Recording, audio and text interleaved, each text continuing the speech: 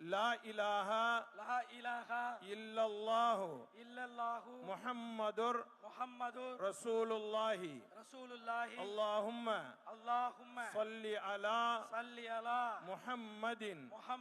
وعلى آل محمد وبارك وسلم عليه